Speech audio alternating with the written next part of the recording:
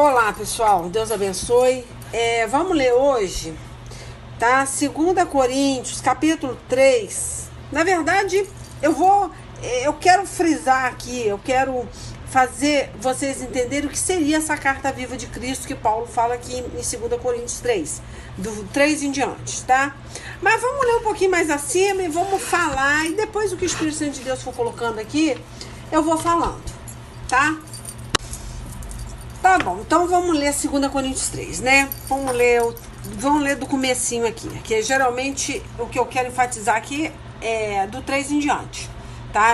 Aí eu pego muito nesse versículo só, mas aí eu acho que lendo todo o capítulo, o entendimento é bem amplo, é muita coisa aqui que dá pra gente meditar, tá? Não ficar só num versículo de carta viva.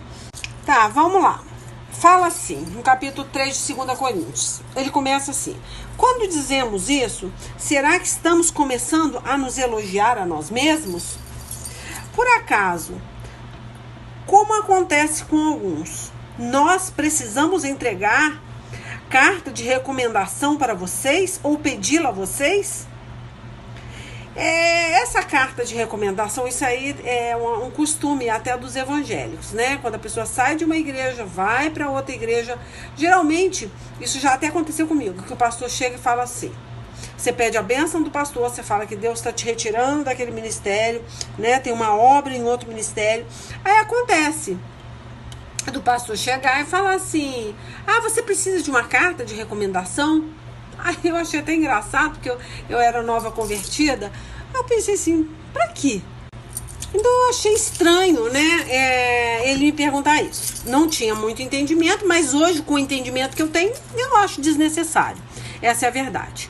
Eu acho que a partir da hora que você chega em outro ministério, né, o que vai falar é sua vida com Cristo, a sua comunhão com Cristo, independente do que ele escreva na carta, se eu não for carta viva, né, a carta, ela tá invalidada, entendeu? Tá, então Paulo falando aqui, quando ele frisa, eu vou ler até aqui em outra linguagem aqui para vocês meditarem. Quando ele fala assim, será que com isso estamos tentando nos recomendar novamente a nós mesmos? Né? Ele pensava, será que eu tenho que ficar falando que eu sou um bom ministro do evangelho? Né? Aí fala, será que necessitamos, como alguns, de carta de recomendação para vós ou de vossa parte? Né? Ele simplesmente sabe que a partir da hora, é igual eu tô ministrando aqui na vida de vocês. Muitos, claro, a maioria que eu não conheço. Vai chegar um dia, como já aconteceu, de pessoas chegar para mim, nossa, missionária Leila, eu lembro de uma pregação sua, que Deus falou muito no meu coração, ali eu tomei, deu sentido à minha vida, eu voltei pro Senhor, eu estava afastado, hoje, vamos entender, eu estou servindo a Deus, eu sou um pastor. O que acontece? A hora que aquela pessoa chega e fala isso para mim já é uma carta de recomendação. Porque não preciso provar nada para você. Eu não preciso chegar para você e falar, não, eu tenho uma vida de santidade, eu sei como eu sirvo a Deus, pode confiar no que eu vou falar aqui, que é o Espírito Santo de Deus vai usar. Eu não preciso ficar martelando isso para vocês. A partir da hora que eu ver o desenvolvimento do rebanho, das pessoas que estão sendo ministradas, vim testemunhar, né? Que houve transformação, né? Que hoje essa pessoa já ministra a palavra, ou que, né, ela estava fora do aprisco, voltou para o aprisco do Senhor. Isso é minha carta de recomendação. Acabou, eu não estou preocupado com a carta de pastor e nem de igreja nenhuma. Então Paulo, ele ficou meio bestificado com isso, quando ele falou, será que necessitamos, como alguns, de carta de recomendação para vós, ou de vossa parte? Vós mesmos sois, olha só, a nossa carta escrita em nosso coração, conhecida e lida por todos. Então esse versículo 2 já está falando. O que eu quero formar aqui são pessoas realmente tementes a Deus, que têm medo de pecar, né? Que esse é o princípio de tudo. Não adianta você ter medo depois que peca.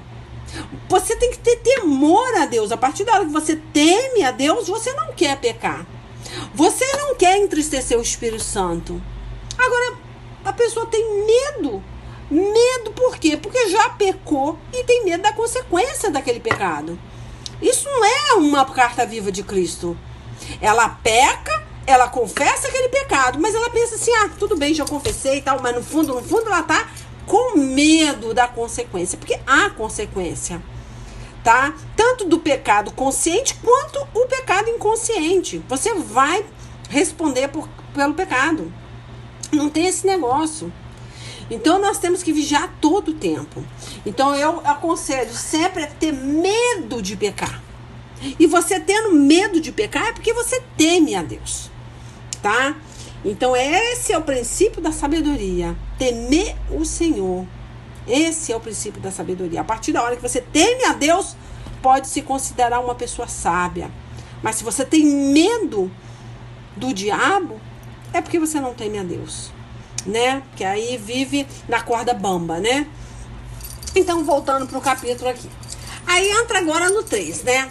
Vós mesmo tendes demonstrado que sois uma carta de Cristo, resultante de nosso ministério, escrita não com tinta, mas com o Espírito do Deus vivo, não em tábuas de pedra, mas em tábuas de corações humanos. Então, ele está falando, eu não preciso de recomendação. Eu simplesmente, a partir da hora que eu ver o rebanho, né, gordinho, o rebanho, né, no aprisco, sendo bem tratado, né, tendo uma vida com Cristo, essa é a minha carta de recomendação. Então, Paulo, quando ele falava isso, que ele cuidava bem do rebanho sem nenhum interesse maior, né? Porque Jesus habitava nele. Ele até fala aqui mais em cima, tá? No versículo 15, ele fala assim, porque somos como cheiros suaves do sacrifício que Cristo oferece a Deus. Cheiro que se espalha, olha só, entre os que estão sendo salvos e os que estão se perdendo. Então, a pregação do Evangelho, o Espírito de Deus vivo, fazia com que esse trabalho fosse um cheiro suave, né? Fosse o encontro das pessoas, tanto as pessoas salvas, quanto as pessoas que se perdiam do rebanho.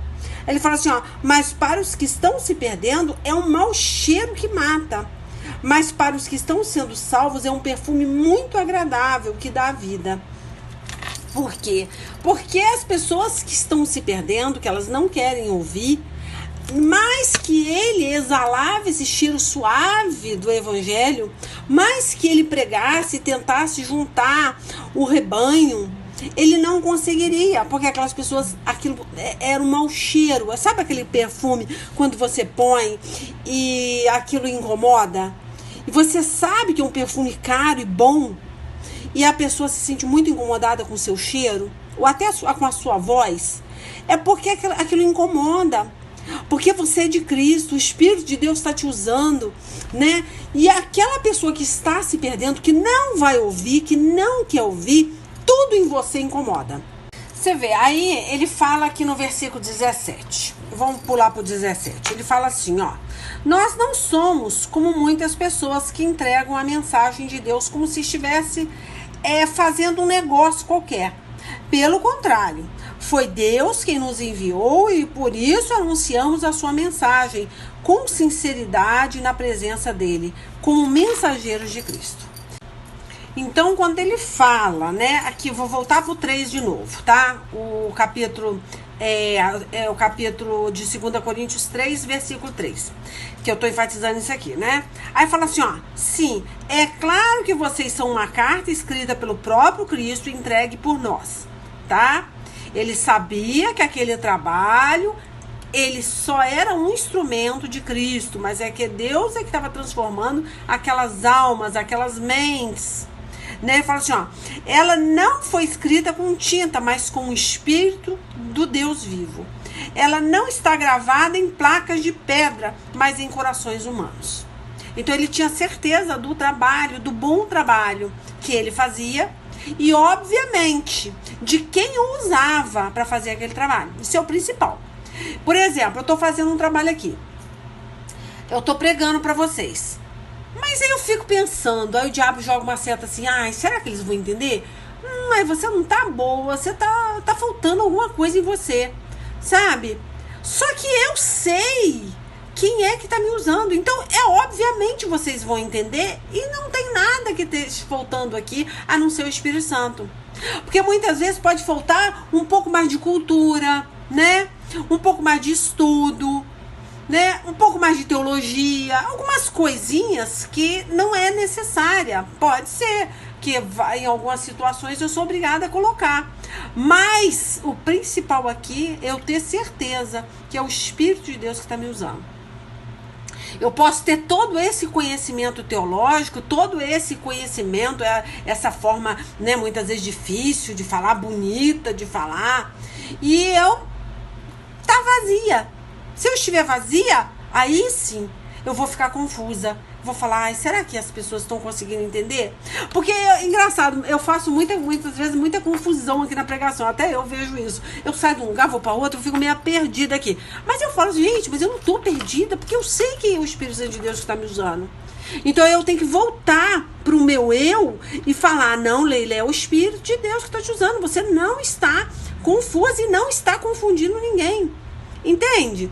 Então é essa certeza que vocês têm que ter dentro de vocês. Quem é que está ministrando através da sua boca? Né? Você tem certeza que você está realmente produzindo, né, essa verdade no coração de muitas pessoas que você está pregando? Tá, vamos retomar aqui. Vamos pro versículo 4. Olha só o que Paulo fala, ó. Dizemos isso o quê? Nós lemos o versículo 3, né? Falando o quê? Que o que ele pregava, olha só, ele falava o quê? Sim, é claro que vocês são uma carta escrita pelo próprio Cristo. Tipo assim, eu sei quem é que está me usando, é o próprio Cristo. Vocês são a carta que ele está escrevendo em vocês. Não sou eu, mas eu sei quem me usa. Então, por isso que eu tenho certeza de quem vocês estão se tornando, né? Estão realmente bem alimentado espiritualmente e que isso vai com certeza produzir muitos frutos no coração de vocês. Tanto que ele fala assim, ó, ela não foi escrita com tinta, mas com o Espírito de Deus vivo. Ela não está gravada em placas de pedra, mas em corações humanos. Então ele tinha certeza, porque ele tinha certeza de quem ele era. Igual o meu caso, eu tenho certeza de quem eu sou. A vida de santidade que eu levo, o que eu renuncio por Cristo, como eu vivo. Então, eu não estou perdendo meu tempo, entende? Eu não estou aqui sentada conversando com o celular. Eu estou realmente sendo usada por Deus para falar o que Ele quer. Eu sou realmente um porta-voz, né? Então, não é que eu sou dona da verdade, não. Mas que eu prego a verdade, porque é Jesus quem está me usando.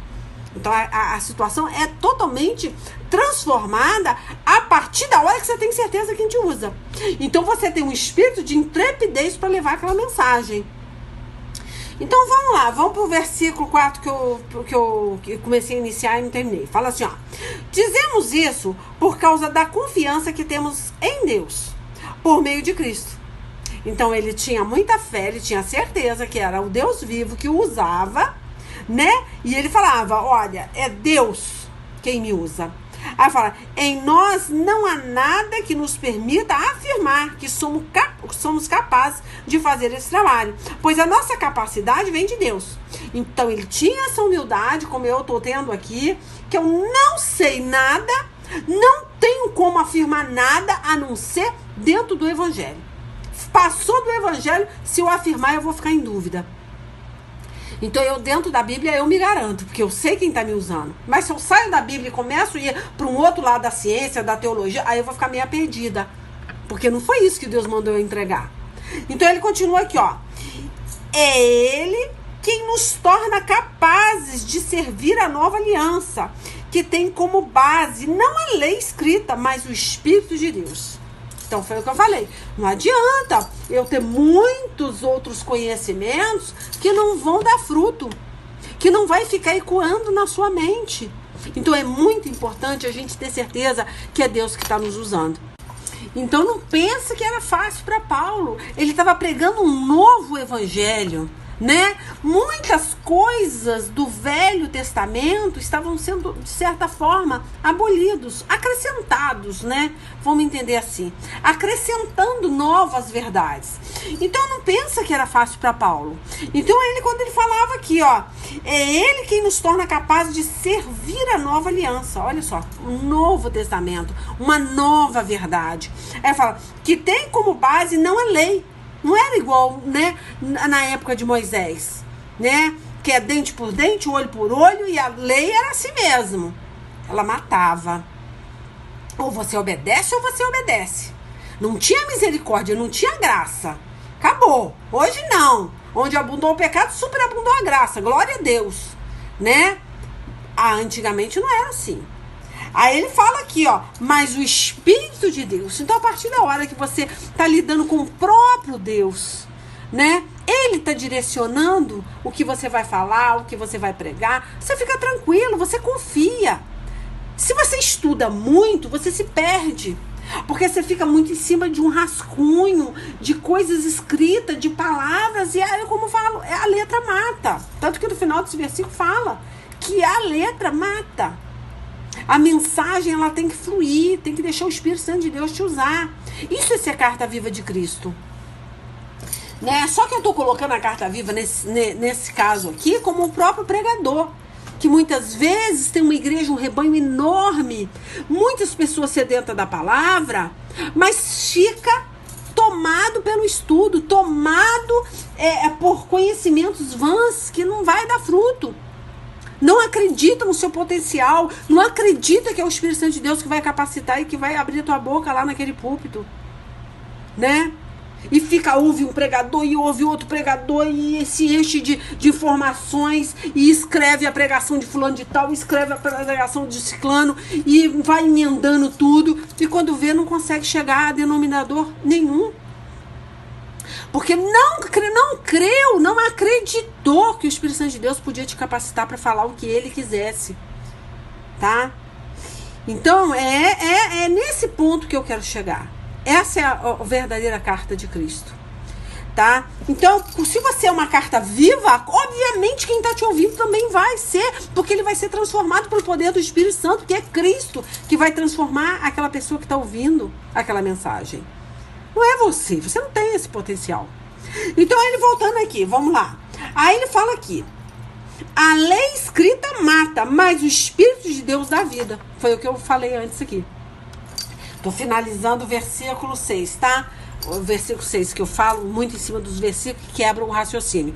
Mas vamos lá, vamos ler de novo. Olha só, vou ler.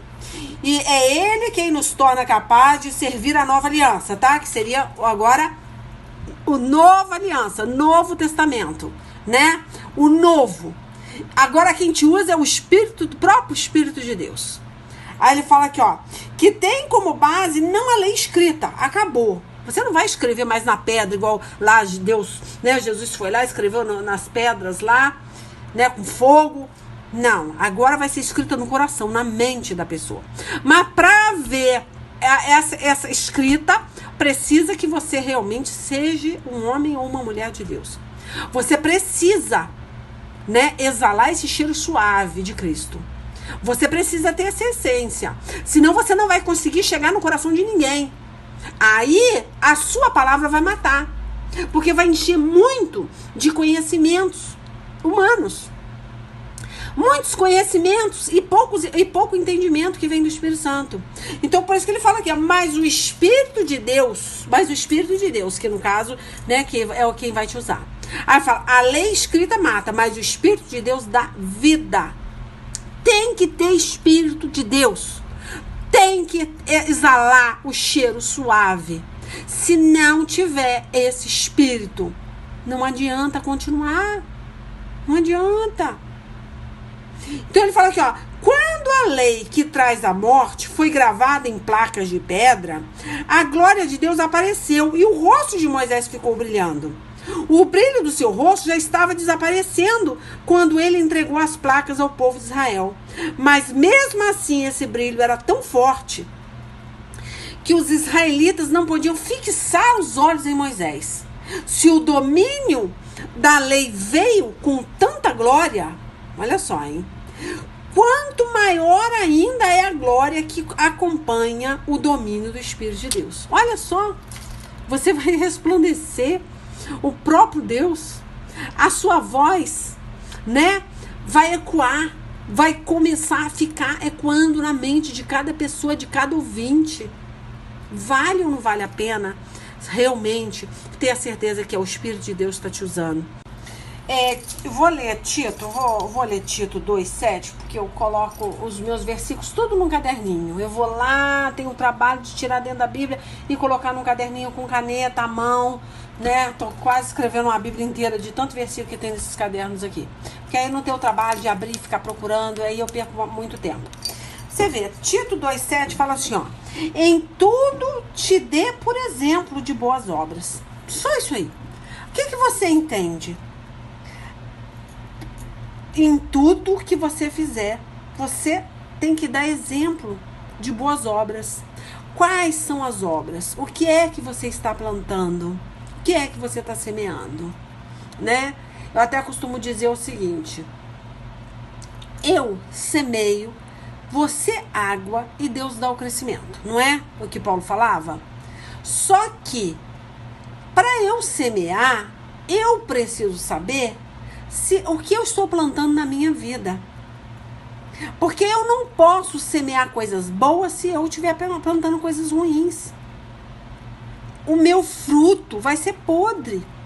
Eu preciso estar semeando coisas boas, mas para isso eu tenho que estar cuidando da semente que entra na minha mente.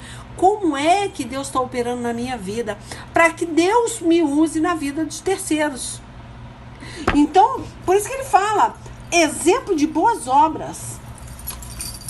Então temos que fazer, claro, a obra sozinha também não vai fluir, né? A fé sem obra está morta e a obra sem fé também está morta. Não tem como. Tem que estar em união. Você tem a obra, você está lá fazendo as suas boas obras, né? Mas todo o tempo você colocando Jesus à frente, você tendo certeza de que é o Espírito de Deus que está realmente te usando. Nós não podemos ter dúvida. Quando eu sento aqui para evangelizar, 1000 vezes eu oro perguntando: Senhor, tem alguma coisa errada? Tem algum pecado? Fiz alguma coisa que te entristeceu hoje? Porque eu não sou louca de sentar aqui nessa escrivania e pregar sem uma cobertura espiritual. Eu tenho que ter certeza absoluta o que é que tem para ser consertado. Se tem alguma coisa escondida que eu não sei. Porque aí eu vou perder meu tempo. Eu estou falando, muitas vezes até essa carta viva, para pessoas que tomam um púlpito, né? É o porta-voz de Deus. Geralmente essa mensagem, ela é pregada, né, para todas as pessoas que querem ser carta viva de Cristo. Mas é aí que eu estou te falando. Quem é a sua autoridade espiritual? Temos que orar pelas autoridades. Temos que clamar pelas nossas autoridades. Quem é o seu pastor? Você tem orado pelo seu pastor? Pelo seu ministério? Você tem orado pela sua igreja? Porque uma laranja podre apodrece todo o cesto. Então você precisa ter uma autoridade na sua vida e tem que clamar pela vida dele. Ele precisa de intercessores. Não é só você sugando a energia do seu pastor, não. O seu pastor precisa de orações. Eu preciso de oração. Eu preciso. Eu oro 5 vezes pelas almas do WhatsApp. Mas será quantas almas oram pela minha vida? Não sei. Então nós precisamos também de oração. Tá? Então voltando aqui, ele continuando. Então, eu vou encerrar, tá? Eu vou encerrar o 2 Coríntios. Eu vou lá em Ezequiel, que Deus me deu essa palavra agora, tá? Durante a pregação. Ezequiel 34, fala assim, ó: os pastores de Israel. O Senhor me disse o seguinte: homem mortal, fale contra as autoridades que governam o meu povo de Israel. Profetize contra e diga que eu, o Senhor Deus, estou dizendo o seguinte: vocês, autoridades, são os pastores de Israel. Ai de vocês, pois cuidam de vocês mesmos, mas nunca tomam conta do rebanho. Vocês bebem o leite das ovelhas, usam a sua lã para fazer roupas e matam e comem as ovelhas, mas bem tratadas, porém não cuidam do rebanho. Vocês não tratam as fracas, não curam as doentes, não fazem curativos nas machucadas, não vão buscar as que se desviam, nem procuram as que se perdem. Pelo contrário, vocês tratam as ovelhas com violência e crueldade. E por não terem pastor, elas se espalharam. Animais ferozes mataram e comeram as ovelhas. As minhas ovelhas andam perdidas pelos morros e pelas montanhas. Então, estão espalhadas por toda parte. Ninguém busca essas ovelhas, ninguém procura encontrá-las. Pois bem, pastores, escute o que eu, Senhor Deus, estou dizendo. Juro pela minha vida que é melhor vocês me escutarem. Por não terem pastor, as minhas ovelhas foram atacadas, mortas e devoradas por animais ferozes. Os meus pastores não foram procurá-las. Eles estavam cuidando de si mesmos e não das ovelhas. Por isso, vocês, pastores, prestem atenção. Eu, Senhor Deus, declaro que estou contra vocês. Tirarei de vocês as minhas ovelhas e não deixarei que vocês sejam os seus pastores. E não deixarei que continuem a ser pastores, que só cuidam dos seus próprios interesses. Livrarei as minhas ovelhas do poder de vocês, para que vocês não possam devorá-las. Essa palavra foi me dada agora. Porque quando eu estou ministrando a palavra, geralmente eu dou um break aqui, tomo uma água e eu falo, Senhor, é isso aí? É isso que o Senhor quer que continue falando? Aí Deus falou, quando ele me deu Ezequiel 34. Então, gente, olha, vocês, autoridades, principalmente, querem carta-vivas na sua igreja, querem, né, que Deus dê crescimento, desenvolva a semente que vocês estão semeando, né? Vamos ver o que é que está sendo plantado no coração de vocês. O que é que vocês estão permitindo entrar no coração de vocês? Semana passada eu falei sobre os pensamentos do diabo, né? Para cuidar o que entra na mente. Hoje Deus me deu uma direção totalmente contrária do que eu pensei que eu ia pregar. Tá? O Espírito Santo de Deus quer falar. Por quê? Eu faço esse trabalho, né? Para pessoas que eu nem conheço. E eu tenho certeza que Deus está falando com muitas autoridades aqui, porque eu sei que tem muitas autoridades aqui. Tá? E que eu tenho certeza que vai refletir sobre tudo que o Espírito Santo de Deus está ministrando no coração de vocês. Então, o que está sendo falado aqui, né? Que o exemplo de cada pessoa inspira, né? Anima, motiva, fortalece, suporta tudo, dá suporte também, né? Ensina, torna legível em nós as palavras escritas por Cristo. Então, é muito importante para a nossa vida, né, a gente refletir sobre isso. Não importa o que você diga, se as pessoas sejam elas mundanas ou religiosas, não importa. Elas vão enxergar e vão ver o exemplo condizente com as suas palavras. Né, Jesus fala aqui, né, em Marcos capítulo 16, versículo 15. Né, ele fala, né? Ide por todo mundo e pregai o evangelho a toda criatura. Então, esse ide, tanto é, né? Claro, principalmente as pessoas entendem, ele é pastor, é autoridade, ele é que tem que pregar. Mas não só o pastor, claro. Tá? Cada pessoa que está ouvindo essa pregação, Deus dá suporte, tá? Você tem autoridade para falar em nome de Jesus. A partir da hora que você conhece a palavra. Só que aqui está sendo dirigida uma pregação, claro, para autoridade, para pessoas, né, que estão com o microfone, têm uma autonomia, né, no nome de Jesus Cristo, tem um título de pastor, então é diferente. Mas isso não impede, tá, que vocês entendam que essa pregação é só para pastor, não é para mim. Não. É para nós, todos nós. Eu não sou pastora. Tá? Eu tenho um trabalho missionário imposto por Deus aqui. É uma missão imposta por Deus de levar o evangelho. E nem por isso eu tenho que andar como ímpia, porque eu não tenho um crachá. tá? Independe do título de pastor ou não.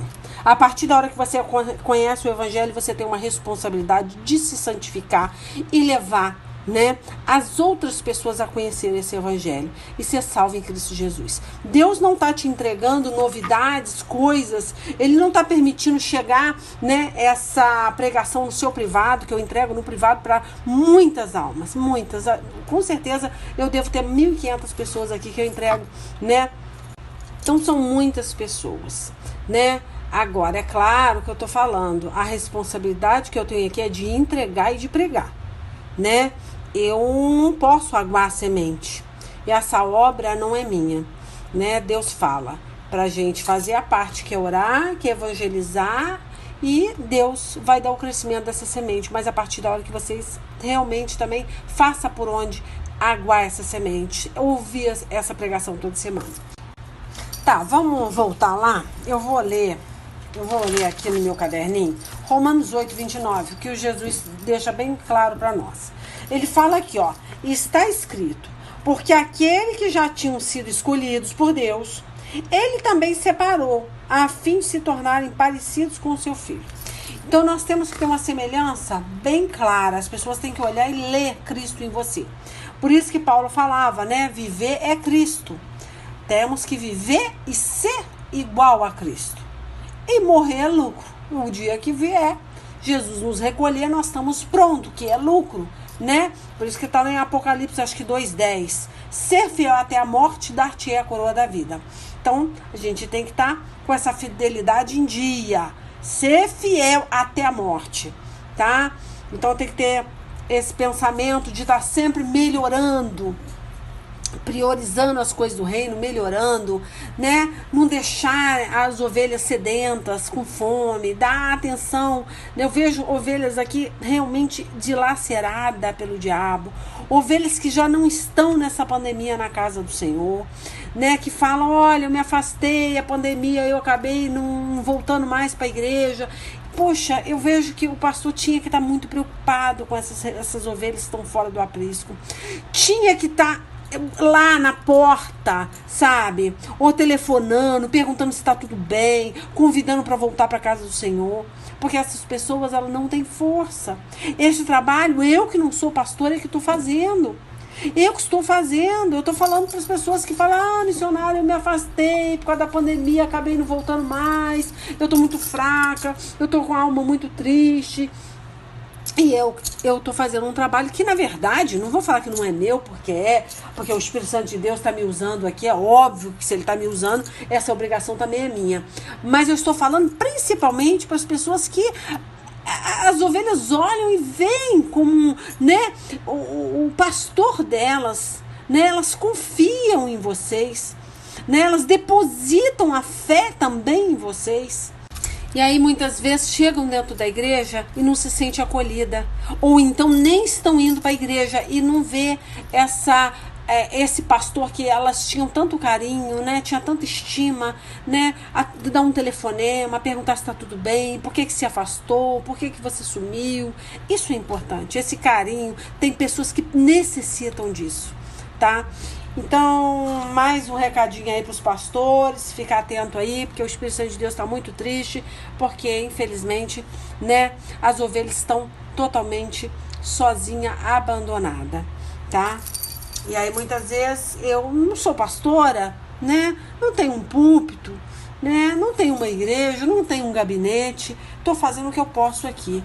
Tanto que eu não direciono a ovelha para igreja nenhuma, porque eu não tenho essa autoridade. A única coisa que eu direciono é para ouvir a pregação e a partir dali elas tomarem uma decisão de congregar, porque isso é um princípio bíblico.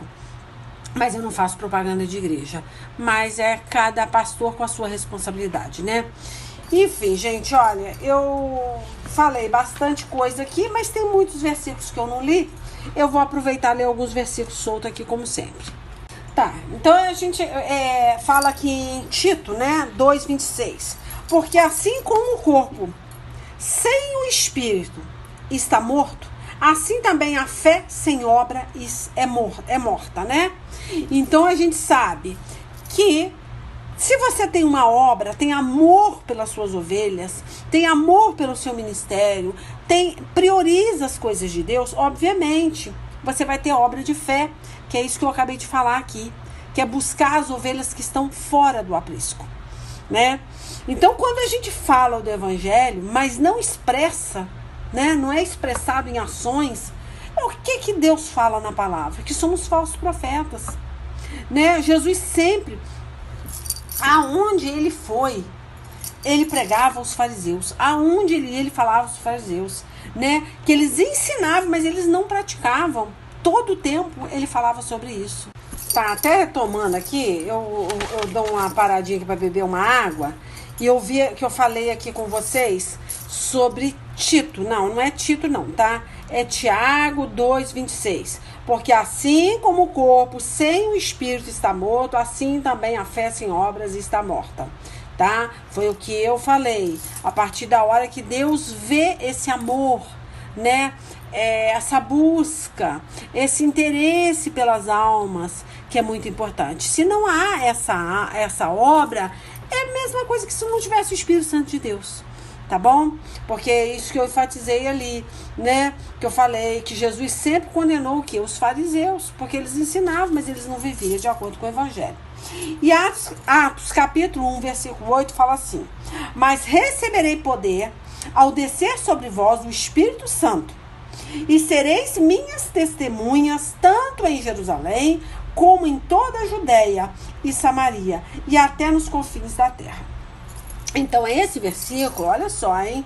Recebereis poder ao descer o que? O Espírito Santo. Se você tem certeza que desceu o Espírito Santo em vocês. Eu não estou falando de falar em línguas não, tá, gente? Porque as pessoas confundem que a pessoa está cheia do Espírito Santo a partir da hora que fala em línguas. Eu já tenho uma pregação sobre isso lá no YouTube, se vocês quiserem ouvir. Não estou falando que não é bom ser batizado com o Espírito Santo. Muito pelo contrário, é edificante, né? Nos fortalece. Mas eu estou falando, descerá poder sobre vós, né? Será testemunha. Então, o que é testemunha? A pessoa fala dos testemunhos de Jeová. Não estou falando dos testemunhos de Jeová, não. Muitas vezes eles acabam sendo mais testemunhas de Cristo do que nós que levamos o Evangelho, tá? Porque a gente muitas vezes não está sendo testemunha. Eu, graças ao bom Deus, eu creio que eu estou testemunhando Cristo, sim. Porque eu estou indo atrás de ovelhas totalmente fora do aprisco, para voltar elas para a casa do Senhor, né? E muitas vezes um pastor está vendo uma cadeira vazia ali, na sua frente. Lembra, o Espírito Santo de Deus faz lembrar daquela ovelha. Mas ele não tem coragem de buscar saber onde mora, o endereço, o telefone, se tem um Facebook, se tem um WhatsApp. Ele simplesmente fala, vou orar. Mas, gente, a oração, ela tem que estar acompanhada com vigilância. Vigiai e orai. Se você não tem, né, essa atitude, essa obra, esse amor de ir atrás das ovelhas, não adianta orar. Não adianta orar. É a mesma coisa, chegar uma pessoa, acho que foi até o Malafaia uma vez que falou isso, que eu lembrei, eu achei até graça. Que ele falou assim, que teve, não sei quem foi o pregador que falou isso, que teve um irmãozinho lá que chegou com a conta de luz lá na frente e falou para ele assim, olha, eu tô precisando de oração, precisando de ajuda para pagar essa conta de luz.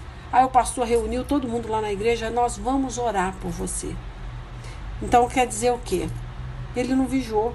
Em vez dele se juntar lá com as pessoas da igreja, fazer uma vaquinha lá, pedir uma ajuda para ajudar aquele irmão a pagar a conta de luz, não, simplesmente vamos interceder, vamos orar, misericórdia. Então é mais ou menos isso, tá? Não tem atitude de amor, não tem comprometimento com o evangelho, tá? Então vigia, irmão, vigia, porque Deus está falando, tá? Então ele fala, serei as minhas testemunhas. Eu vejo testemunho de Jeová de porta em porta em época de pandemia na casa dos outros. E muitas vezes eu não vejo um pastor buscar uma ovelha desgarrada, uma ovelha fora do aprisco. Buscar saber aonde está andando essa ovelha, tá? Então só oração não basta, meu filho. Temos que fazer essa parte também, que é dar o amor, né? Demonstrar esse carinho, esse comprometimento com o evangelho. Tá, vamos ler agora Mateus capítulo 5, do 14 em diante. Olha só que fala aqui, ó. Vocês são a luz para o mundo. Não se pode esconder uma cidade construída sobre um monte. Ninguém acende uma lamparina para colocá-la debaixo de um cesto. Pelo contrário, ela é colocada no lugar próprio para que ilumine todos que estão na casa. Assim também a luz de vocês deve brilhar para que os outros vejam as coisas boas que vocês fazem e louvem o Pai de vocês que está no céu. Então esse versículo, né, tá bem claro, né? Eu até entendo que nesse contexto aqui, que nós seríamos a cidade e Deus seria essa montanha. Como é que você pode se esconder de Deus? Não tem como, né?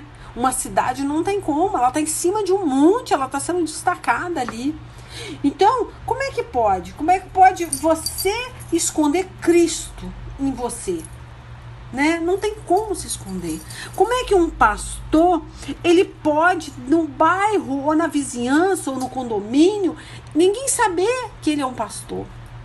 Então, não tem como. Se está acontecendo, está tudo errado. O pastor, ele só é pastor com o microfone na mão, ele só é pastor dentro da igreja. Não tem como, gente. É isso que Deus está falando aqui. Tanto que Mateus 5,16, eu também anotei aqui, está escrito assim, ó. Assim resplandeça a vossa luz diante dos homens, para que vejam vossas obras e glorifique o vosso Pai que está nos céus. Precisamos ser essa carta viva. Todos precisam. Você vê, eu moro numa casa que toda semana eu vou lá, eu pego um papel, eu imprimo ele e lá eu escrevo um versículo bíblico e coloco bem no meu portão. Toda semana é trocado aquele papel, né? Eu até mandei já plastificando os papéis para poder ter essa troca e aproveitar mais. Aí eu coloco um versículo de um lado, um versículo de outro e muitas vezes só viro o papel. Então, você vê, não tem como as pessoas olharem, as pessoas que passam na rua, todo dia tem gente que já sente até falta. Fala, aí, hoje você não trocou. Tem vezes que acontece de eu esquecer, porque eu tenho um dia de sexta-feira para virar esse papel, esse folhetim. Aí tem pessoas que me chamam atenção, e hoje você não colocou outra palavra, essa palavra da semana passada. Então quer dizer o quê? Que todos precisam dessa palavra. Eles me cobram, eu oro a Deus, porque é muito compromisso. Então tem hora que acontece de chegar no sábado, eu falei, gente, eu não botei, eu não virei aquele folheto. Eu não troquei aquele folheto. Entendeu? Então, aqui deixa bem claro, temos que ser carta viva aonde estiver.